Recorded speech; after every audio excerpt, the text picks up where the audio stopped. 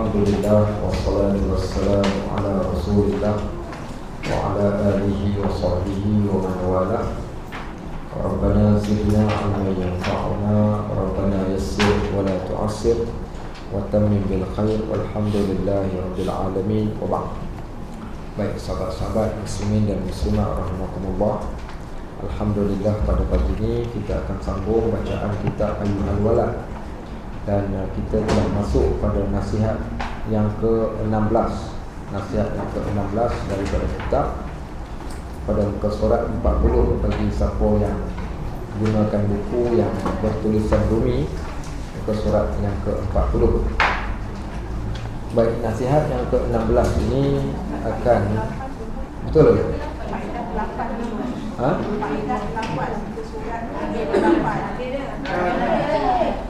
Nabi lah.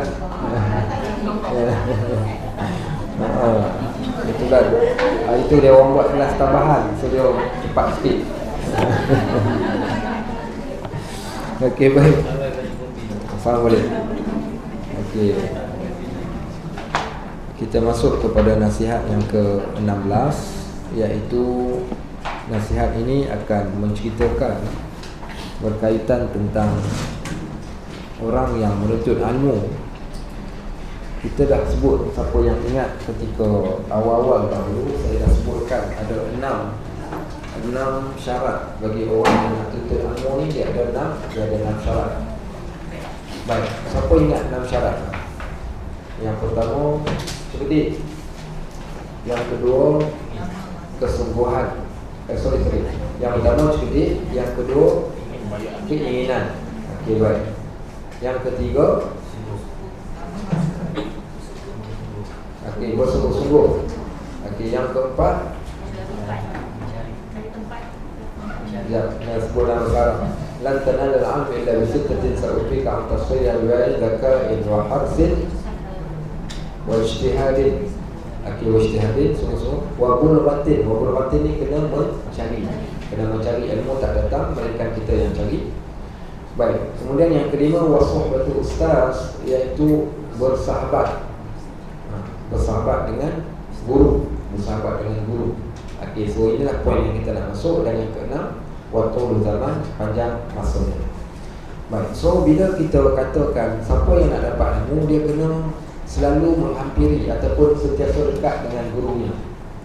Okey, jadi guru ni adalah teman yang paling, ataupun orang yang sepatutnya seorang yang nak cari jalan ke akhirat. Ada beberapa jalan. Yang pertama, kena dekat diri dengan Allah. Yang kedua, kena dekat diri dengan Nabi SAW, iaitu sunnahnya. Yang ketiga, dengan mak bapak. Yang keempat adalah guru. Okey, guru. Maka guru ini adalah orang yang menjadi teman kita sebelum teman-teman kita yang lain. Siapa yang temannya adalah orang yang alim, orang yang berilmu, maka insya-Allah dia akan selamat dunia dan akhirat. Baik, jadi kita nak cari guru ni, kalau dah kata guru kita nak jadikan teman, bukan maksudnya nak kena cari orang mananya ustaz, kena cari suami ustaz ke ustaz bukan. Teman kat sini orang yang sentiasa jadi rujukan, orang yang sentiasa kita minta pandangan, kita sentiasa duduk dalam majlis dia, itu maksudnya. Jadi ada tak di sana ciri-ciri, iaitu guru yang mungkin boleh kita jadikan guideline untuk kita, supaya kita tidak tersalah. Ada orang yang mengingat ataupun mungkin dia rasa yang memakai sorban yang besar itu guru yang besar, sebesar sorbannya, begitulah ilmunya pun juga besar. Belum tentu. Ada orang mungkin dia melihat pada kewarakan seseorang. Baik, ada orang mungkin dia melihat pada ibadatnya. Ada orang mungkin melihat kepetahan dia ketika bercakap. Ada orang mungkin dia melihat pada sijil-sijil yang dimiliki. Tetapi apakah kriteria yang sepatutnya kita lihat supaya guru ini dinamakan dengan guru yang mursyid? Baik, khalal musannif, kata pengarang kitab ini, wahai anakku yang tercinta. Sayugianya bagi seorang, sayugia ni bahasa apa? Melayu lah. Apa maksud sayugia? Sayugia tu Al-Kisah.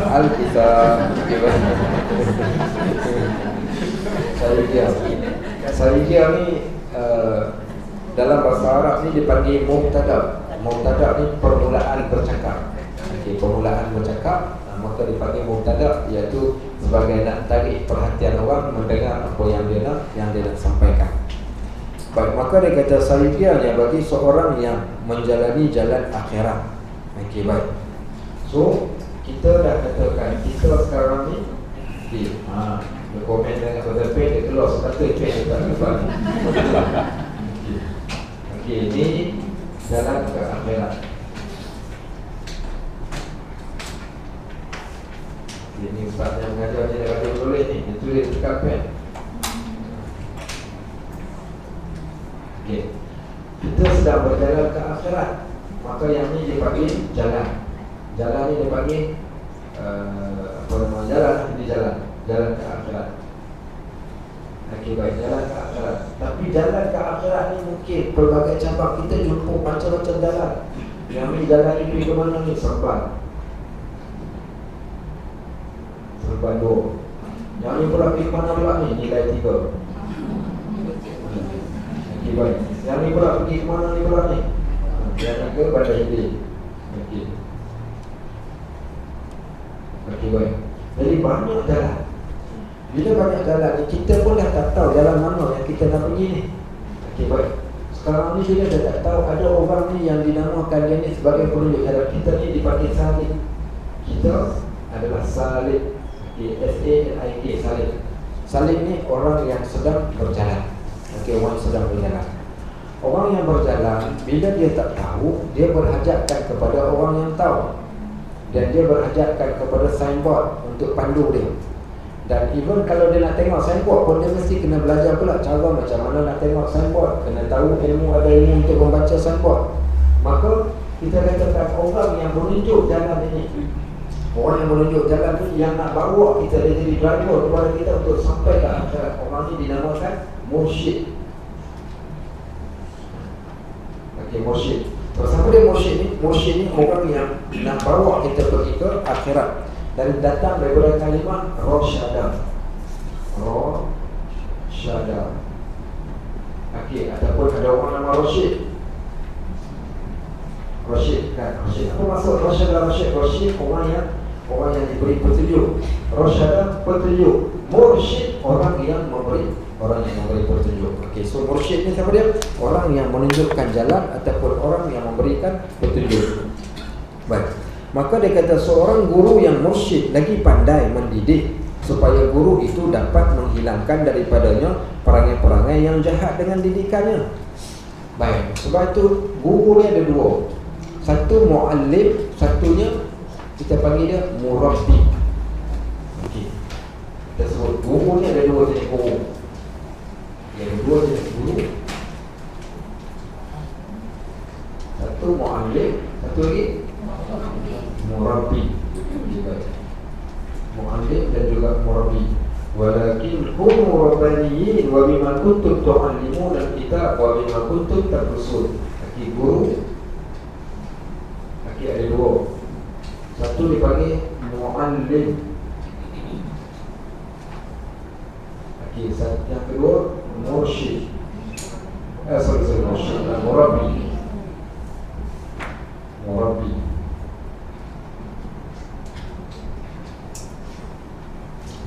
Muallim ni guru. Guru ni dia mengajar ikut suka kau lah, kau faham. Kalau tak faham, sudah. Yang ni guru, sekadar menyampaikan transfer ilmu kepada anak murid. Yang ni dia panggil muallim. Transferkan pengetahuan kepada orang yang tak tahu. Yang tu dipanggil muallim. Tetapi murabbi berbeza dengan muallim. Allah sebut dalam Al-Quran, walakin kunu rabbaniyin wa bima kuntum tu'allimuna al-kitab wa bima kuntum tadrusun. Jadilah kamu insan yang rabbani sebagaimana kamu mengajar dan sebagaimana kamu diajar. Maksudnya murabbi dia bukan sekadar mendidik, tetapi dia juga menjaga. Okey, contoh. Suri rumah dinamakan dengan Rabbatul Bait. Ibu ni dinamakan dengan Rabbatul Bait. Kalimah Rabb tu dia Tuhan. Rabb ni datang, murabbi ni datang dari kalimah Tuhan. Allah jaga kita. Maksud jaga ni dia bukan jaga sekadar jaga bagi makan, tapi dia jaga dengan benda yang baik dan juga dihalang dia daripada benda yang buruk. Itu makna murabbi. Murabi juga disebut sebagai orang yang bukan sekadar mendidik, menjaga, dia memberikan kebaikan, kemudian dia menjaga kebaikan tersebut, dia menjauhi daripada kejahatan, maka yang ini dinamakan murabi. Maksudnya guru ni bukan sekadar ajar, dia nak menasihati. Dia kata, contoh macam bapa, dia kata, mak kita tanya, kau ada lembu? Tak ada. Kau ada kambing? Tak ada juga. Bapa kau ada kebun getah? Tak ada. Habis tu kalau kau tak belajar, kau nak buat apa? Kau nak bela lembu, kau tak ada lembu. Bela kambing, kau tak ada kambing. Kebun getah pun kau tak ada. Habis kau nak jadi pun nak jadi orang mengempat. Okey, dia nak suruh kita belajar. Tapi maksud dia nak ceritakan. Dia ceritakan keburukan kalau kita tak belajar. Dia ceritakan manfaat kalau kita belajar. Maka itu dipanggil murabi, yang sentiasa mendidik manusia. Maka guru ni sama ada dia jadi mu'allim ataupun dia jadi murabi. Maka mursyid ini pastinya dia adalah seorang mu'allim dan juga murabi. Okey, bila sebut mursyid ni, kedua-dua ni mesti ada dalam diri dia, seorang yang mengajarkan ilmu dan juga menjadi murabi yang menjaga orang yang diajarkan ilmu tersebut. Baik, maka sebab tu dia kata supaya guru ini dapat menghilangkan daripadanya perangai-perangai yang jahat dengan didikannya. Tujuannya kita nak ubah seseorang ni daripada jahat jadi baik, bukan satu benda yang senang. Kalau nak panggil ustaz sekadar penceramah, bagi duit dekat dia, dia datang ceramah 1 jam, kemudian dia dapat duit, dia pun balik habis. Tetapi murabi tidak, dia akan follow up. Macam mana, faham ke tak faham, macam mana boleh buat ke tak boleh buat, ada apa masalah yang lain ke. Maka yang tu dipanggil murabi ataupun mursyid. Sebab tu tugas mursyid ini dia nak menghilangkan perangai-perangai yang jahat dengan didikannya. Lalu guru itu menggantikan di tempat perangai yang jahat tadi akan akhlak yang mulia. Okey, tujuannya untuk apa? Untuk nak mengubah manusia yang jahat jadi manusia yang baik, yang dah baik menjadi mereka yang lebih baik. Baik. Saya tak pasti, wallahu a'lam, kadang kalau kita jumpa dengan guru-guru yang ikhlas. Kami ketika belajar di Syria dahulu, saya ada seorang guru, kami panggil nama dia Syekh Badron, berusia sekitar 70 tahun lebih umur dia. Jadi kami pun pergi jumpa dia, nak belajar ilmu. Waktu tu saya tahun 2 waktu belajar kat sana. Jumpa dia, Assalamualaikum Syekh. Waalaikumsalam warahmatullahi. Ijina mishan nata'allam minna. Kami datang nak belajar. Dia pun tanya, "Syur nata'allam ya bunai?" Dia kata, "Wahai anakku," dengan bahasa digunakan pun, "Wahai anakku, nak belajar apa?" Kalau kita, "Kau nak belajar apa?" Okey, dia tak, "Wahai anakku, kau nak belajar apa?" Baik, "Ayy syai' min 'indak?" Apa sahaja daripada kau. Dia kata, "Oh, cakap apa ilmu yang kau nak belajar." Kita pun cakap, "Binna nata'allamul fiqh." Kami nak belajar fiqh. Nanti kita apa nak belajar? Kita pun sebut kitab. Dia pun tengok kita, dia kata, "Ya bunai, wahai anak." Dia kata belajar ada peringkatnya. Kita sebut kitab yang besar tu nak belajar. Dia kata kita kalau nak belajar, tangga pun dia ada tangga 1, tangga 2, tangga 3. Dan itulah juga dengan belajar. Kita belajar daripada kitab yang paling kecil, kemudian kita pergi kepada kitab yang seterusnya. Kita bercakap, okey. Kita pun tanya, bila masa? Kita doa agak mungkin pukul 2 petang ke, pukul 4 ke, malam ke. Kali dia kata setiap hari selepas subuh. Kita pun terdiam. Dia terdiam tu, dia kata ada masalah ke? Kita pun cakap tak apa. Orang kata jangan bantah. Okay, tak ada masalah. Tapi dia bagi dekat kita ni satu masa. Masa tu sebenarnya kalau ikut nafsu kita ni, lepas subuh pun kalau lepas subuh musim panas tak apa. Lepas subuh musim sejuk. Musim sejuk ni cuaca kadang-kadang 0 darjah Celsius ni, sejuk-sejuk. Nak keluar bangun pagi, kemudian berjalan kaki nak pergi ke masjid. Tak dia mengajar dekat mana? Saya kira dia bukan sekadar mengajar, tapi dia nak didik kami mujahadah dalam menuntut ilmu. Okey, kita pun datang pagi tu sembahyang subuh dekat masjid. Selesai dah kita ingat mesti dia akan cari tiang, duduk dekat tiang. Tapi tidak, dia kata, "Jom, gimana? Luar masjid." Duduk dekat luar masjid, tempat sejuk dekat luar masjid. Dia pakai satu jubah yang besar, kain bulu kambing tu, dia selubungkan badan dia. Kita orang pun duduklah kat depan. Duduk kat depan dia, kat atas kapet yang nipis. Kat situlah kami belajar tiap-tiap pagi dalam keadaan menggigil kesedukan. Sebenarnya dia bukan sekadar nak didik ilmu, tapi dia nak didik juga kesabaran ketika menuntut ilmu. Contoh, hari ni kita yang belajar ni, kita ada meja, kita ada kursi. Tiba-tiba datang seorang guru tu kata, "Esok saya datang mengajar, duduk terlantai semua." Sudah. Baik, apa tujuan duduk terlantai? Kalau siapa tengok cerita ayah-ayah kita ni mesti nak tengok cerita Jackie Chan. Bila dia nak ajar kungfu apa dia buat? Dia bagi benda-benda yang pelik-pelik, suruh angkat air lah, suruh pergi ke hutan lah. Sedangkan benda tu tak masuk silibus tu. Kenapa tujuan? Apa tujuan semua benda tu? Okey, tujuannya kerana nak didik kesabaran ketika menuntut ilmu. Tak apa. Tiap-tiap pagi daripada satu kitab ke satu kitab. Saya ingat saya sempat belajar ni sampai ke 4 kitab. Daripada kitab 1 jilid ke kitab 2 jilid, 2 jilid jadi 3 jilid. Kitab yang terakhir kami belajar 6 jilid. Bayangkan tiap-tiap pagi lepas subuh baca kitab 6 jilid. Habis ada kitab tu kita pun tanya, Syekh, sampai bila ni nak mengajar kami ni? Dia kata, aku akan ajar korang sampai ke akhir hayat aku. Sampai, perkataan sampai ke akhir hayat tu menunjukkan orang ni adalah seorang yang murabbi, yang mursyid. Dia nak berikan panduan pada anak murid, dia nak bagi kita kenal akhirat sampai ke akhir hayat dia. Dia tak ada masa yang terhad. Baik, tak apa, pagi itu kita pun cakap kita dah khatam kitab ni, jom kita pergi beli barang sebagai penghargaan pada dia. Pergilah barang dapur, pergi ke rumah dia, tengok orang ramai berdiri kat tepi jalan. Tanya kenapa ramai? Dia orang cakap, Syekh Badran baru saja meninggal pukul 9 pagi tadi. So memang sungguh macam yang dia kata, dia nak mengajar sampai ke akhir hayat. Ngam-ngam, ini betul, baru belajar sampai guru mati. Okay. Kenapa tak benar guru mati tak tepat habis? Yang ni belajar sampai guru mati. Baik. Ada seorang syekh yang kedua. Syekh yang kedua ni nama dia Syekh Muhammad Sa'id Ramadan Al-Buti. Pernah dengar tak nama Al-Buti? Syekh Muhammad Sa'id Ramadan Al-Buti seorang tokoh yang hebat. Dia ni dekan universiti, mengarang saya ingat saya ratusan buku-buku yang hebat. Baik, kemudian dia pula seorang yang pensyarah universiti, dekan, profesor, kemudian ulama bertaraf dunia, tapi tidak ada sebiji kereta pun yang dia miliki. Tak ada kereta. Dia nak pergi mengajar, dia turun bukit jalan kaki, tahan taksi, pergi ke masjid, balik anak murid akan hantar dia. Dia simpan duit banyak-banyak dah buat apa dia tak simpan duit. Rumah dia buat kecil saja, rumah ada 2 bilik. Saya ingat saya rumah dia lebih kurang besar saiz bilik kita ni. Habis duit dia buat, dia besarkan masjid di sebelah rumah dia. Masjid itu naik jadi 4 tingkat. Itulah duit, semua duit dia tu dibesarkan, tujuan dibesarkan masjid, sehingga masjid jadi 4 tingkat. Baik, dia ni antara orang yang hebat. Sama juga orang tanya dia, sampai bila nak mengajar, dia kata dia akan mengajar sampai ke akhir hayat dia.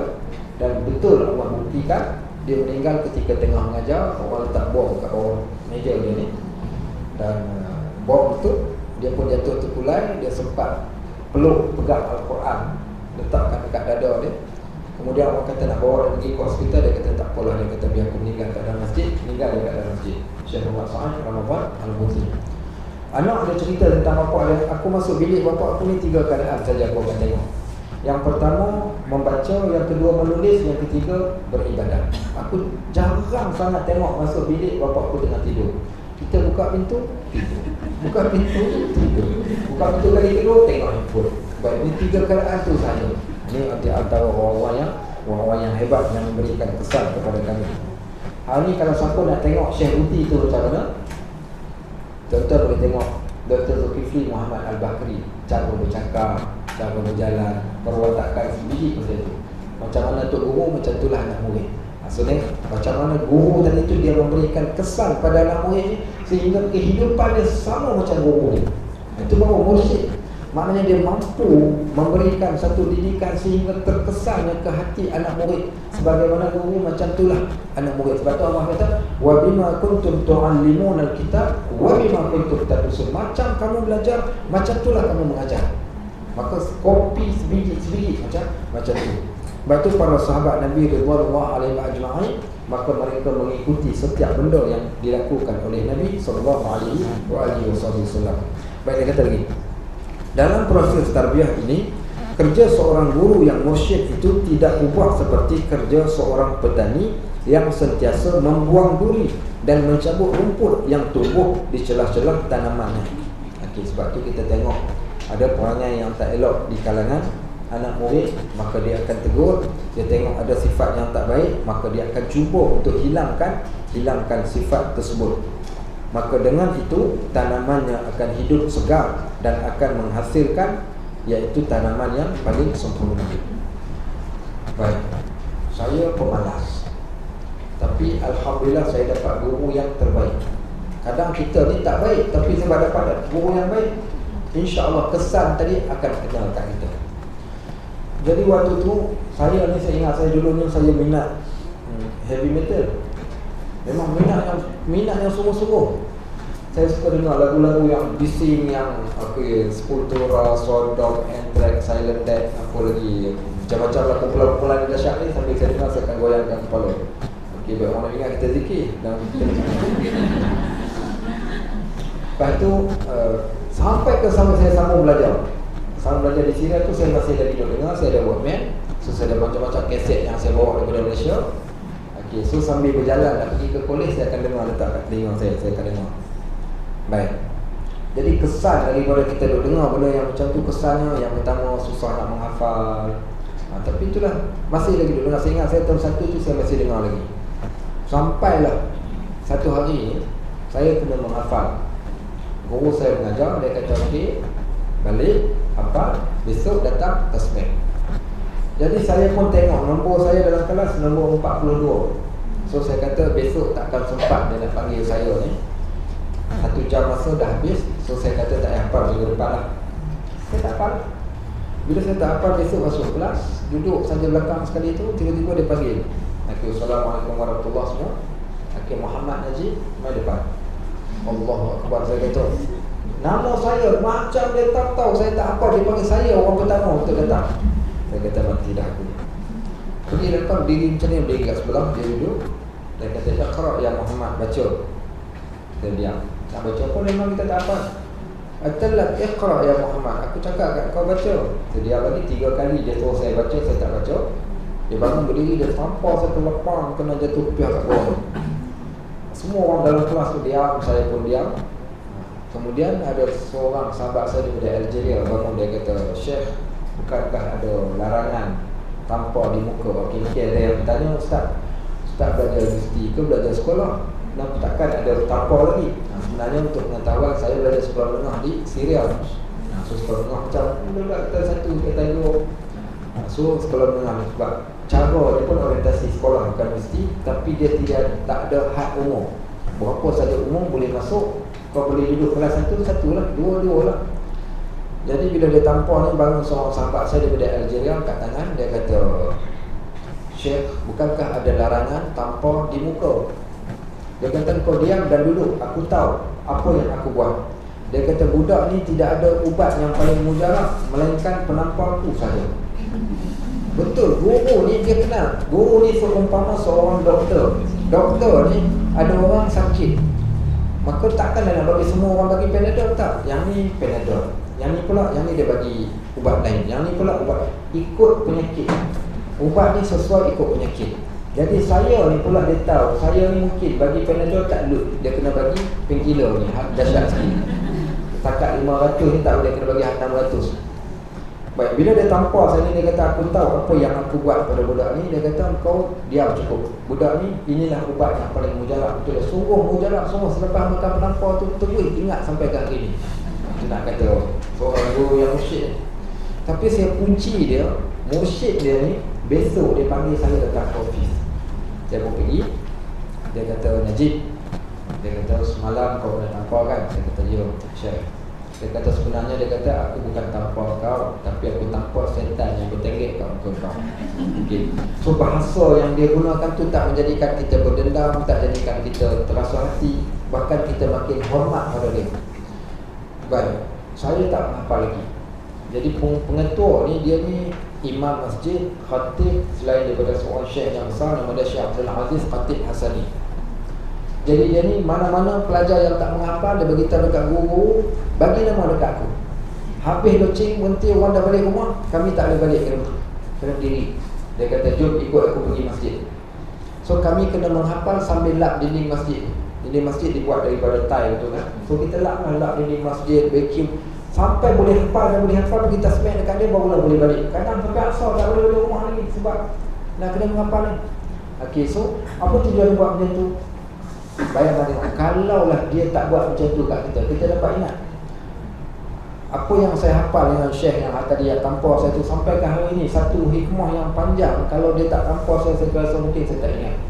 لا يستخرن الورد إلى الجهول الوارد يوجد في الدار الآخرة والورد ينطوي بانطواء هذه الدار وأولى ما يعتنى به ما لا يخلق وجوده الورد هو طالبه منك والوارد أنت تطلبه منه وأينما هو طالبه منك مما هو مطلبك منه. Sampai sekarang ni kau masih ingat punca kerana hukuman-hukuman yang dikenakan ke atas kami.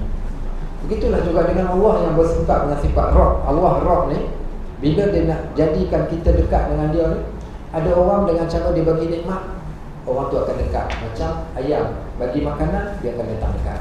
Ada orang macam ayam bagi nikmat, dia akan dekat dengan Allah. Ada orang bagi nikmat, dia makin jauh. Orang ni macam mana? Allah ni pengasihnya Allah ni dekat seorang ni, dia tak boleh teruskan bagi nikmat pada orang tu sebab makin bagi nikmat, makin jauh. Okey, waktu time susah dia datang rumah ngaji. Time senang dengan harap dia tak datang lagi dah. Okey. So apa nak buat? Allah jadikan ujian pada dia. Allah susahkan dia. Allah datangkan penyakit. Asbab penyakit tu tadi akhirnya dia dekat dengan Allah Subhanahu Wa Taala. Sebab tu begitulah dengan mursyid ni, maka dia mengetahui ubat yang paling sesuai untuk proses tarbiyah ini. Dan kerja seorang guru, dia kata, yang mursyid itu tidak ubah seperti kerja seorang petani yang membuang duri dan cabut rumput di celah tanaman. Maka dengan itu tanamannya akan hidup segar dan akan menghasilkan tanaman yang sempurna. Maka sayugia lagi, bagi murid yang berjalan ke negeri akhirat itu, ada seorang guru yang mentakdibkannya, mengajarkan adab baginya dan menunjukkan kepadanya jalan Allah Ta'ala, kerana Allah Ta'ala telah mengutus segala rasulnya untuk menjadi pembimbing bagi sekalian hamba-Nya. Baik, sebab itu ada orang tanya, kat sini ramai yang masuk yang dah pencin contohnya, dia orang datang tanya, Ustaz, kami nak belajar ilmu apa yang paling sesuai untuk kami yang pangkat mak ayah-ayah? Ilmu apa yang sesuai? Okey, katakan sekarang saya seorang guru, ilmu apa saya nak cakap dekat orang yang tanya soalan macam tu? Ilmu apa? Apa nak jawab? Ilmu apa yang sesuai kali? Saya guru, anak murid datang tanya, Ustaz, saya nak belajar ni, belajar apa Ustaz? Orang yang datang tu berusia 50 tahun ataupun 60 tahun ke atas. Jawab? Jalan ke akhirat. Dia tauhid. Dia belajar tauhid pula tauhid sifat 20. Ingat dia punya kaedah dia di kepala dia. Dah kali pening macam tu saja. Tauhid penting, wajib kena belajar. Tapi bukan senang nak memahami selok-belok tauhid ni, satu benda yang sukar. Okey, baik. Ilmu apa? Masa terhad, singkat, jalan ke akhirat. Kita mungkin bila-bila masa saja boleh tinggal, boleh mati. Okey, masa dah singkat tadi tu, apa benda yang paling sesuai untuk kita belajar? Belajar apa? Tasawuf? Taubat. Buat taubat. Buat taubat sikit sangat, satu hari boleh habis. Baik, saya selalu sebut, saya kata kita nak belajar ni ikut yang pertama kesesuaian kita dan keperluan. So umpama kita orang yang sakit, maka perlukan ubat dan dos yang betul. Contoh, kalau dah umur 50-60 tahun dah pencet, pergi belajar ilmu tarannum. Saya kata kalau dah suruhlah belajar tarannum ketika usia 60 tahun, ada hal pakai poliden dah pun. Maka saya kata tak sesuai untuk tarannum. Oh, maknanya belajar tarannum tak bagus. Bukan tarannum tak bagus, engkau tu yang tak bagus belajar itu.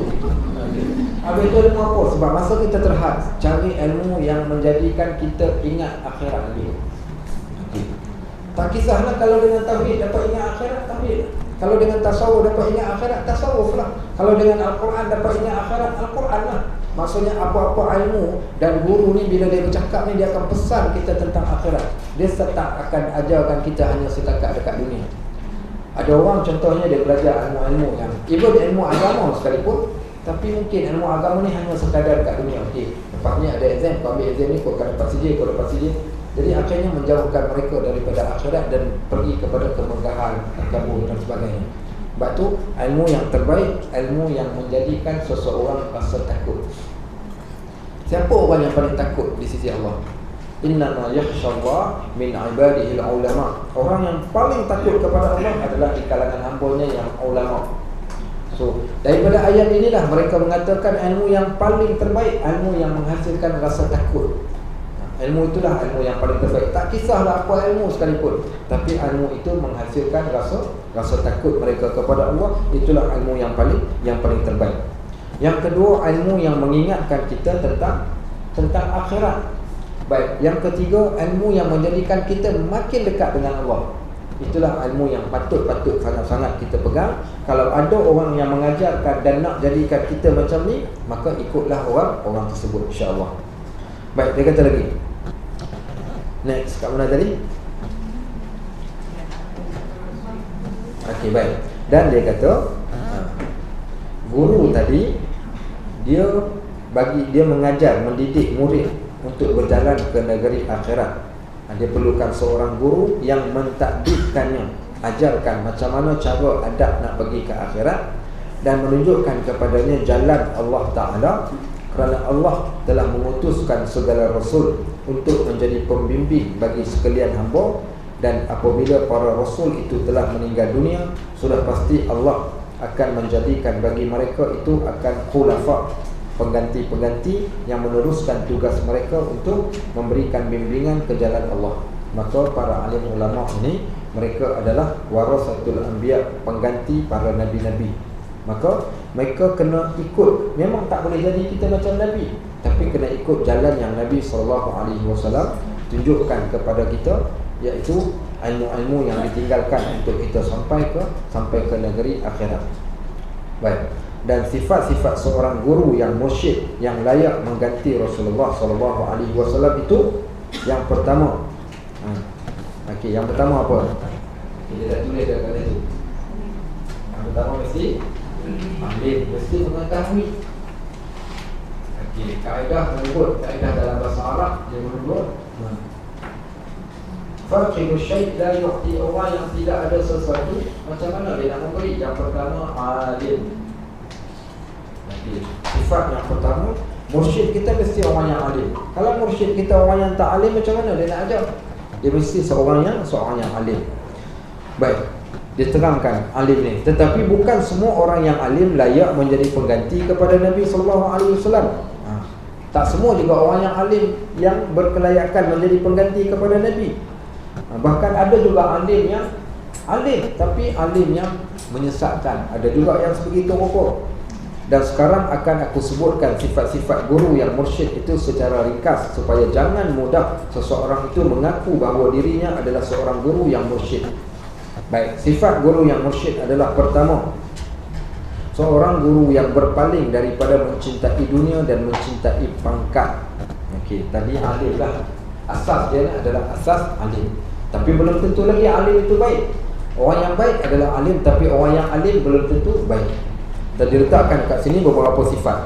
Sifat yang pertama, seorang guru yang berpaling daripada mencintai dunia dan mencintai pangkat. Kalau dah guru ajak anak murid cerita pasal dunia, guru mengingatkan, contohnya guru tadi dia pula ajarkan pula kita kat mana nak cari benda-benda dunia ni, kemudian dia pula ajak kita untuk berseronok, maka kesemua itu bukanlah guru yang mursyid.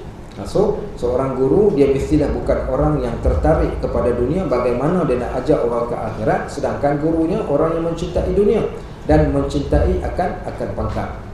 Baik, yang kedua, beliau telah berguru dengan gurunya yang mursyid, yang banyak mengetahui tentang segala halnya.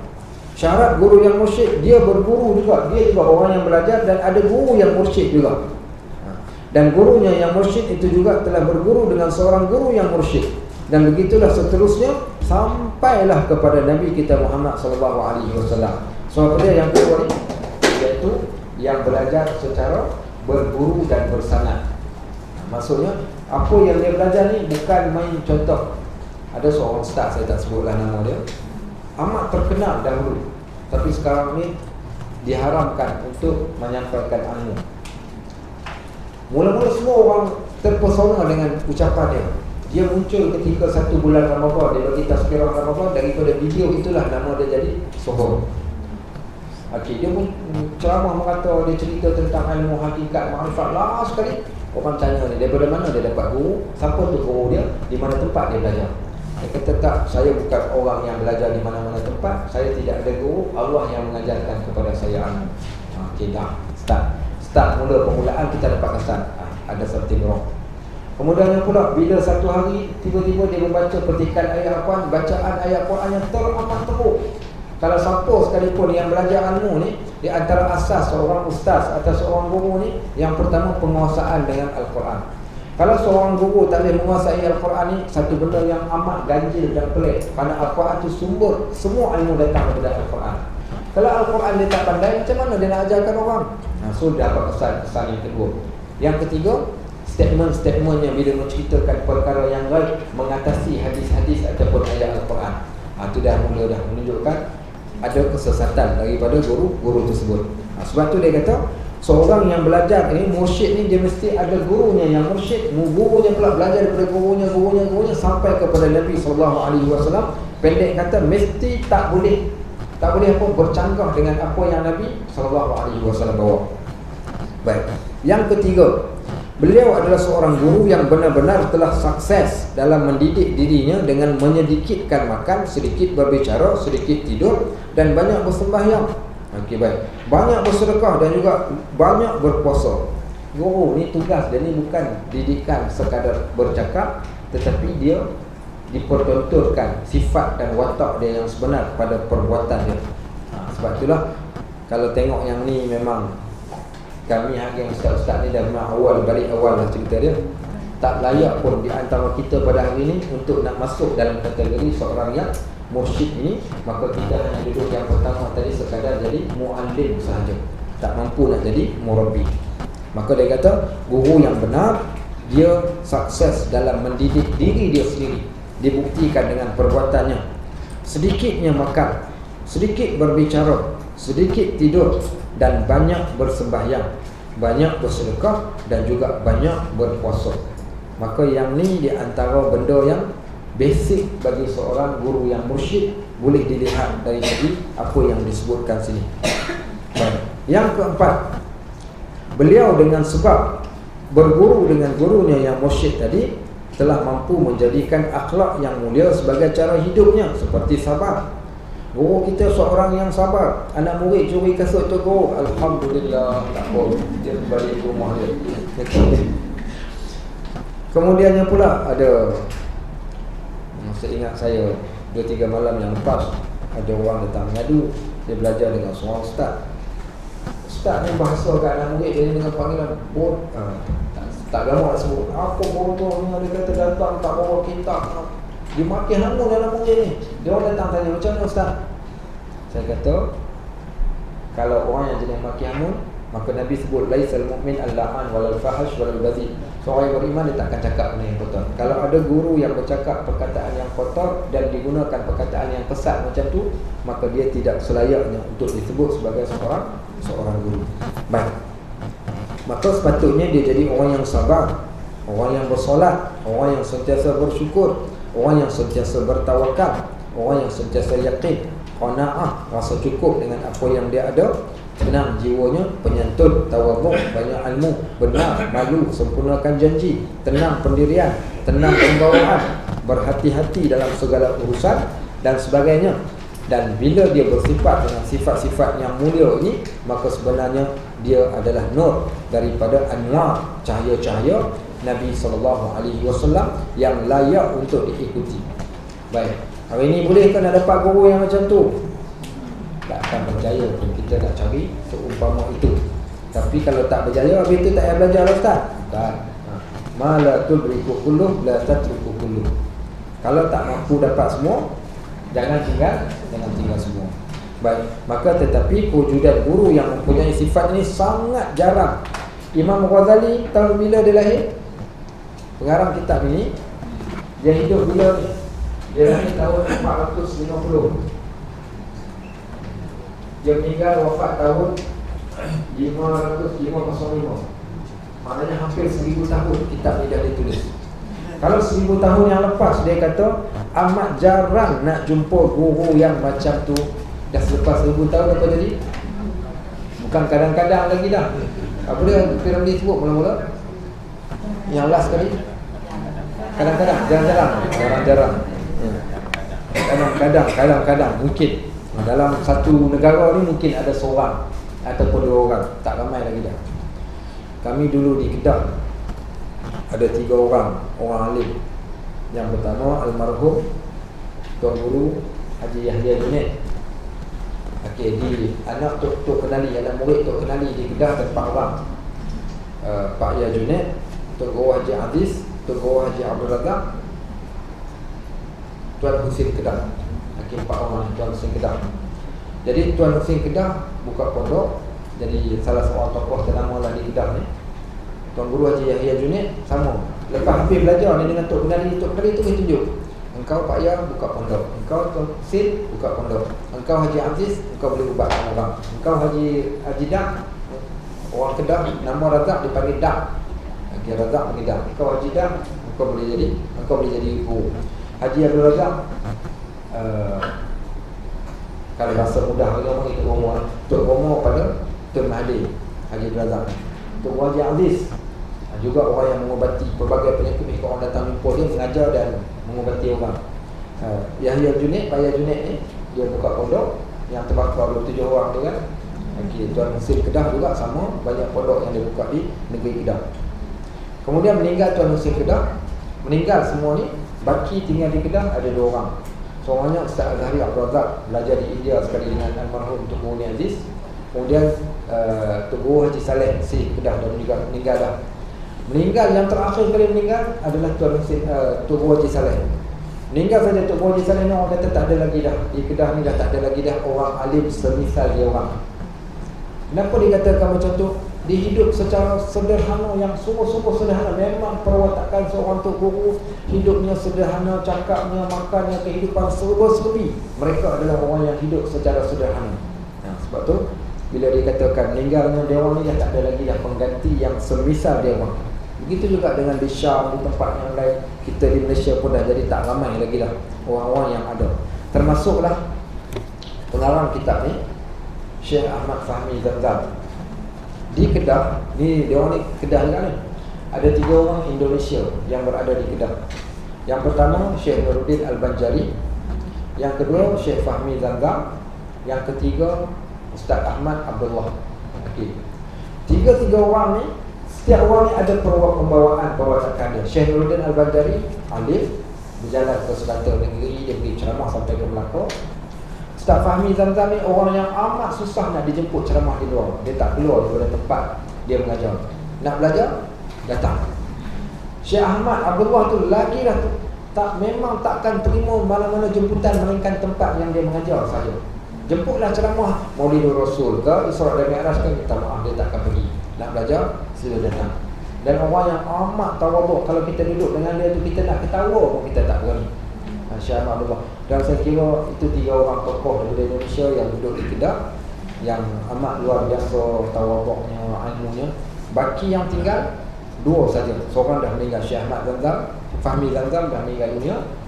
Dan yang baki yang tinggal Syekh Nuruddin Al-Banjari, dan yang kedua Ustaz Ahmad Abdullah. 2 orang. Ustaz Ahmad Abdullah menantu kepada Tuan Guru Haji Yahya Junaid yang saya cerita tadi tu, anak murid Tok Kenali tu. Jadi dia kahwin dengan anak Pak Yahya Junaid ni. Syekh Nuruddin juga kahwin dengan orang Kedah dan Indonesia. Ustaz Fahmi Zamzam dia duduk di pondok daerah Kedah, antara salah satu pondok yang inilah yang terkenal di negeri Kedah.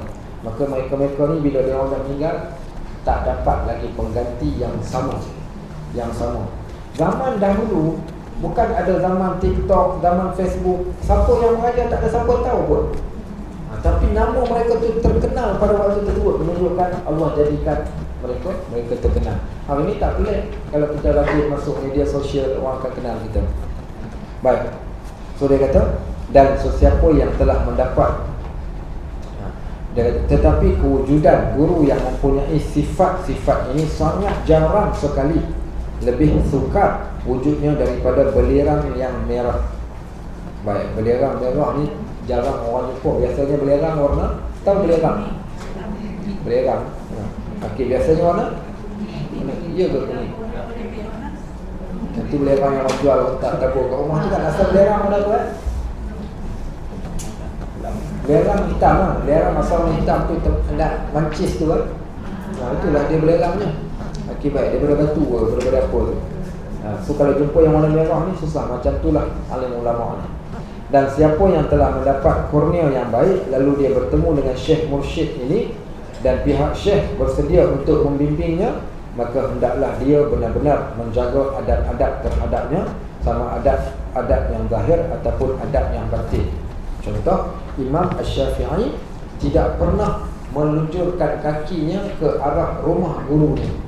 Walaupun rumah guru dia tu teramat jauh, tapi dia tahu rumah guru dia belah kanan ni, dia tak akan luncurkan kaki ke rumah guru dia. Sampai macam tu sekali.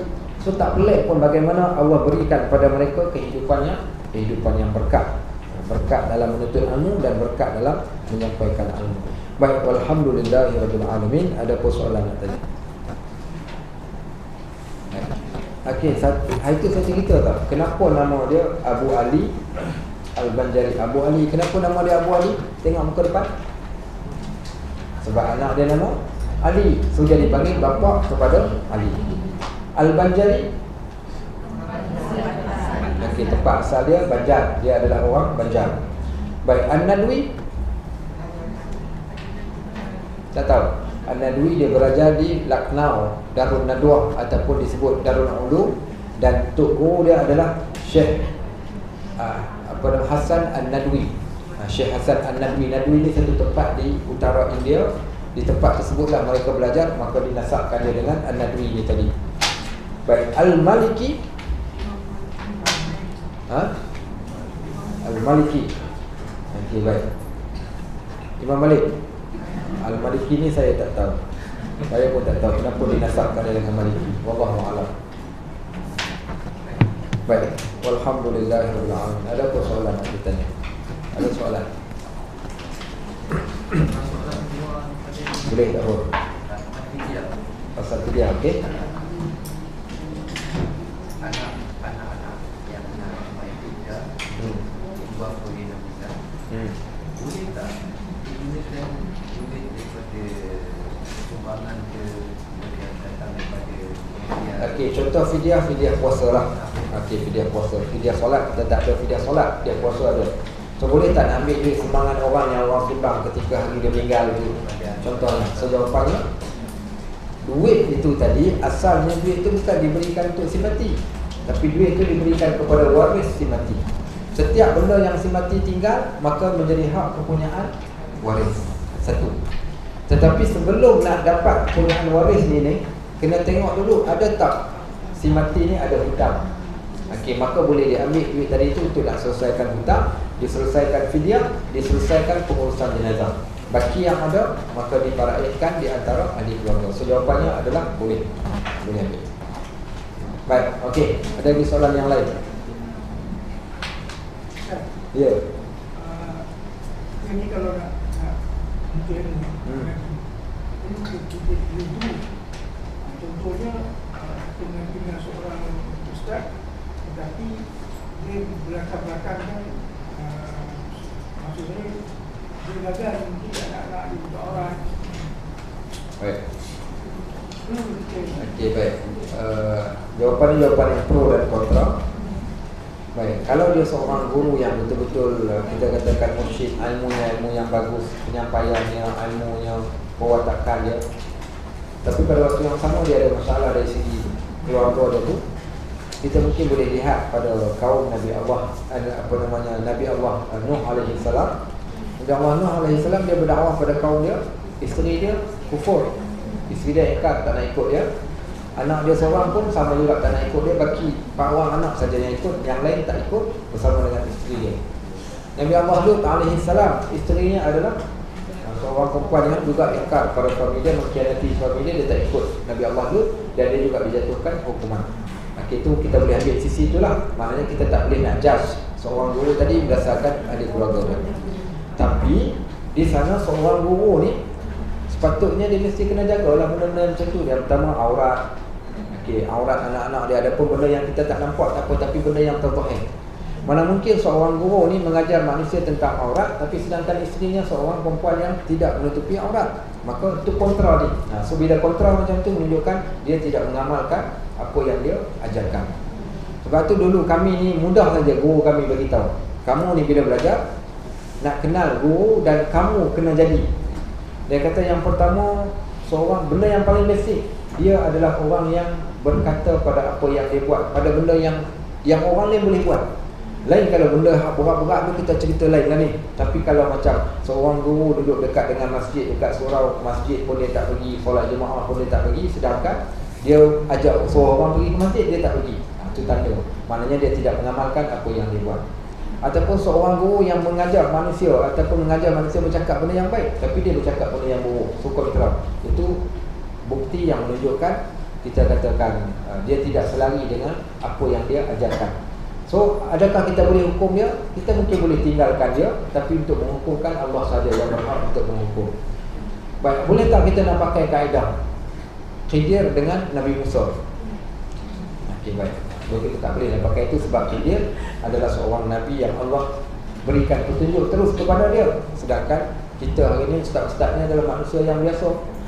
Baik, yang keempat, kita zaman hari ini zaman yang nak cari guru yang tepat bukan satu benda yang senang.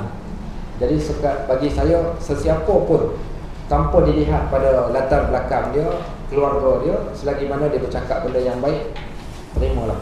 Okey, ambil benda yang baik yang dia cakapkan, benda yang tak baik tu kita letak tepi.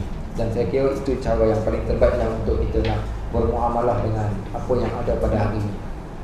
So hari ini tak macam dulu kalau orang pergi cari guru, dia tak balik ke rumah, dia duduk kat tempat guru tu kan, orang yang di pondok. Zaman hari ni sekadar jumpa ustaz 1 jam sehari. So rasanya kalau kita nak selidik sampai ke situ, susah juga tu. Kan? Ustaz, pergi rumah ustaz boleh? Ada apa Ada lah. Sudah. Rumah kita. Sebab tu dulu sungguh sebab dia orang duduk dekat. Sebab tu yang jadinya pondok tu, sebab anak murid dia akan datang berguru, dia tak balik rumah, dia buat pondok kat situ, dia duduk. So dia akan dapat tengok guru dia tu hari-hari. Zaman hari ni guru pergi datang dan balik kan. So dia tak mungkin susah-sukar lah kita nak tentukan gitu. Jadi dalam surah Asam ayat yang mengatakan ayat okey, yang tu betul boleh pakai tu. Dalam bab dia berkata-kata benda yang dia tak perbuatkan, boleh tak jadi sebagai satu hujah? Tapi bagi saya tengok apa bab yang dia cakap. Kalau dia mengajar di bidang fiqh, adapun dari segi akhlak dia tu mungkin berbeza. So bagi saya ambil ilmu yang fiqh ni. Dia mengajar cara macam mana pembahagian air, cara nak ambil wuduk, cara solat. Adapun yang tu maknanya guru ni dia alim fiqh tapi dia tak alim tasawuf. Macam itulah maksudnya kiraan saya tu. Untuk hari ni kita nak tolak terus kebaikan yang datang dari seorang tu, mungkin kita bukan menzalimikan, tapi mungkin hari ni tak ada guru lagi dah yang macam guru dulu-dulu yang menguasai semua cabang ilmu. Ada guru ni, dia ni dalam segi ilmu tasawufnya Masya Allah, cakap sikit selang-seli dengan zikir. Okey, cakap sikit Allahumma salli ala sayyidina Muhammad. Okey, Allahumma salli. Baguslah macam tu. Tapi dia kurang dari segi yang lain pula. Bila kita tanya buat puakan dekat dia, ustaz ni saya buat loan dengan bank ni sekian. Waktu tu dia dah. Maknanya dia ambil dah tasawuf daripada dia, tapi fiqh jangan ambil daripada dia. Okey, baik. Dia ni pula alim fiqh tapi tengok gelong, kadang cakap ikut sedap mulut dia je. Okey, ambil fiqh cukup. Hal lain tasawuf jangan ambil daripada dia ni. Okey, dia ni pula pandai Al-Quran, tapi dari segi yang lain tak terjaga. Okey, ambil Al-Quran cukup, jangan ambil yang lain daripada dia. So hari ni kita terpaksa jadi macam tu. Tapi last sekali yang paling terbaik, tanda orang tu ada ilmu, lihat pada adab. Okey, kalau adab ni fail, memang automatik yang lain juga akan tahu. Itu asas dia lah. Mungkin susah lah nak cari. Ada, bukan tak ada. Tapi tak sepatutnya seorang guru dia kena jagalah benda macam tu kan. Sebab benda tu benda yang orang kata apa, paling basic kan. Paling basic. Baik, ada lagi soalan lain? Ustaz, kalau kita baca buku begini, kalau dah ayat kalau ni, kita tak boleh share dengan orang. Dia kita ada. Dia sampai kita yang dengar ni, nanti kita boleh kongsi dengan orang lain. Okey, kalau benda yang kita dengar ni, katakan benda yang bukan qaul dhaif, kena boleh tak nak sampaikan pada orang hadis palsu, hadis dhaif? Jawapan dia boleh dan tak boleh. Boleh bila mana kita sebut yang ni adalah hadis palsu. Kita sebutkan supaya orang tahu yang ni hadis palsu, boleh. Tapi kalau kita bagi dekat orang tanpa kita ceritakan dan kita suruh orang berpegang dengan benda tu, yang ni tak boleh. Dia termasuk dalam hadis falyatabawwa maq'adahu minan nar, maka dia telah menempah tempat dia kat dalam neraka. Sebab tu kena hati-hati. Melainkan benda yang betul-betul sahih sahaja. Itu susah juga kan? Satu benda yang senang. Nak belajar pun susah. Dah belajar pun susah. Allahu akbar, Allahul musta'an, Allah yang tolong kita. Saya jadi fatwa berdasarkan fatwa ada. Tadi kita ada yang fatwa. Oh, okey, ada fatwa yang marajih, ada fatwa yang dhaif. So nak ambil yang mana? Orang yang cerdik dia akan ambil yang rajih lah. Kenapa nak ambil yang dhaif? Melainkan pada tempat yang tertentu. Contoh, ketika keadaan darurat, maka dia boleh ambil pendapat yang lemah tadi berbanding pendapat yang kuat kerana tempat, suasana, masa dan orang tu tadi. Contoh, Ustaz, boleh tak solat sambil baring? Tak boleh lah. Kenapa kau nak baring pula? Kau sakit ke? Dia kata tak. Baik, Ustaz, boleh tak makcik nak solat sambil berbaring? Makcik boleh bangun? Tak boleh. Makcik boleh duduk? Tak boleh. Silalah. Maknanya, sedangkan asal solat adalah berdiri. Okay. Maka lihat pada situasi kita ni. Contohnya, kalau seorang suami talakkan pada isteri dia, talak satu jatuh satu, talak dua jatuh dua lah, talak tiga jatuh tiga. Kalau dia talak 1000 tiga. Okey, kalau yang asal rajih 3. Tapi ada keadaan talak 1000 jatuh satu. Satu kes pernah berlaku, kami bawa jemaah umrah. Jadi si suami, isteri dia bergaduh dekat Mekah. Bukan tu, bergaduh. Suami dia jatuhkan talak dengan talak 1000 dekat isteri dia. Isteri dia kata, cerailah. Dia kata, aku ceraikan kau talak 1000. Lepas cakap saya macam tu, barulah tersedar. Alamak, Ustaz macam mana ni? Dua-dua orang menangis. Ustaz, kami minta maaf, kami tersalah ni. Okey, baik. So kita ambil pandangan yang terkecil. Pandangan terkecil, orang yang talak 1000 ni, orang yang dah sampai ke satu tahap dia dah tak waras lah. Kalau takkan dah sebut sampai 1000. So dia dah hilang kewarasan dia. Bila dah jatuhkan talak tu, baru dia fikir balik. So kita ambil yang tu. Contohnya. Tapi tak semestinya pandangan kita tadi, tapi ikut kesesuaian. Sama dengan dalam bab masalah isu, banyak yang berlaku isu ni, isu bab mahkamah syariah banyak gunalah. Dia terpaksa gunakan pandangan-pandangan yang macam ni. Okey, ada pun waktu ketika kita tak ada apa masalah, peganglah pandangan yang paling terkuat. Contoh, sentuh isteri. Ada wuduk sentuh isteri, batal wuduk lah. Batal, mazhab Syafi'i. Baik, tapi waktu ketika kita berada di Mekah sebab suasana okey, itu maknanya tidak dikira pendapat tadi itu batal, kita pegang pendapat yang lain. Sebenarnya yang ini untuk memudahkan kita, tapi bukan nak buat mudah. Ada orang tadi, Ustaz, saya bohong tadi saya semayang ikut Syafi'i, tak ingat ikut Hanafi pula. Tak boleh macam tu. Okey, itu antaranya lah. Kena ada ilmu sebenarnya. Kena ada ilmu. Talfiq, syarat untuk nak ni dia kena tahu lah selok-belok dia. Kalau tak, tu dalam ilmu kefatwaan tu dia perlu tahu lah. Baik, alhamdulillah. Ada satu lagi, hari Jumaat ni kita ada kelas. Jumaat ni ada. Okey, insya-Allah Jumaat ni macam biasa. Sebelum puasa lah, Jumaat ni yang terakhir kan. Ada lagi. Isnin ada lagi. Okey, Isnin ada lagi. Cuma saya just nak maklumat. Umar ngaji ada kelas tak bulan puasa? Tak ada. Okay, so siapa yang nak join kelas tadabbur Al-Quran tiap-tiap pagi 8 sehingga 9 pagi. Okay, di Abu Baid Learning Center kat Sungai Petak tu, dia alu-alukan setiap hari sampai 27 Ramadan. So kita akan pindah daripada satu ayat ke ayat yang lain. So pada topik-topik yang terdapat kat dalam Al-Quran. Dan waktu yang sama kita juga buat itu terpulang, itu pilihan nak tadarus pun boleh, tak nak tadarus pun tak ada masalah. So siapa yang nak tadarus boleh terus tadarus dekat sana setiap hari di bulan Ramadan bermula 1 Ramadan nanti insya-Allah. Okey, barakallahu fikum, jazakumullahu khairan katsiran, subhanakallahumma wa bihamdik, asyhadu an la ilaha illa anta, astaghfiruka wa atubu ilaik. Wa sallallahu ala sayyidina Muhammad wa ala alihi wa sahbihi wasallam. Alhamdulillah. Allah